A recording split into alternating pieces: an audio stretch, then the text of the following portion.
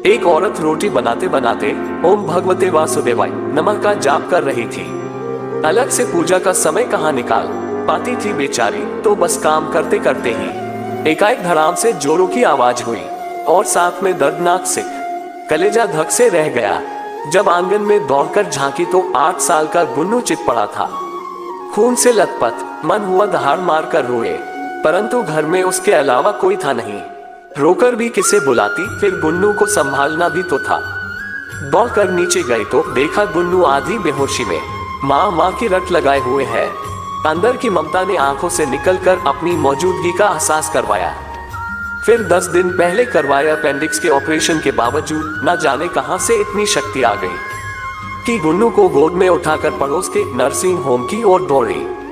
रास्ते भर भगवान को जी भर कर कोसती रही, बड़बड़ाती रही, हे कन्हैया क्या बिगाड़ा था मैंने तुम्हारा, जो मेरे ही बच्चे को। खैर डॉक्टर साहब मिल गए और समय पर इलाज होने पर गुन्नू बिल्कुल ठीक हो गया। चोटें गहरी नहीं थी, ऊपरी थी तो कोई खास परेशानी नहीं हुई। रात को घर पर जब सब टीवी देख रहे थे तब उस औरत का मन बेचैन था।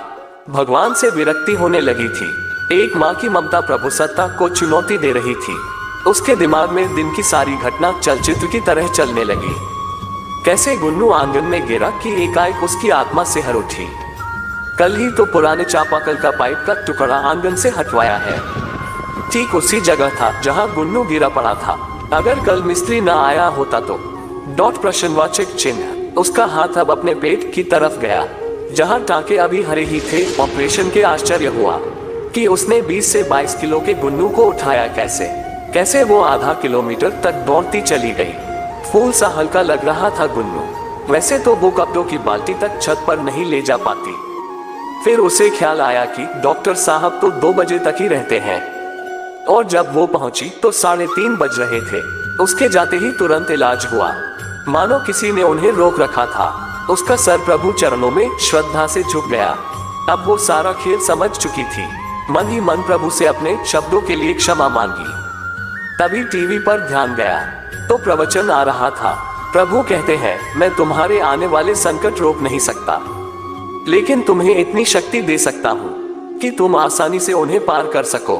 तुम्हारी राह आसान कर सकता हूँ, बस धर्म के मार्ग पर चलते रहो। उस औरत ने घर के मंदिर में झांक कर देखा। कन्हैया मुस्कुरा रहे थे। दोस्तों, हम बहुत बार संकट समय या खुशी के पल में ईश्वर की कृपा तत्क्षण समझ नहीं पाते, पर बाद में ये एहसास हो ही जाता है कि ये सिर्फ ईश्वर की ही कृपा थी। ऐसे वक्त श्रद्धा, आस्था और धैर्य बनाए रखे। आप भी कृष्ण कृपा महसूस की हो तो जय श्री कृष्ण कमेंट कीजिए। वीडियो पसंद आई हो तो जरूर अपने मित्रों परिवार से शेयर कीजिए। जय श्री कृष्ण।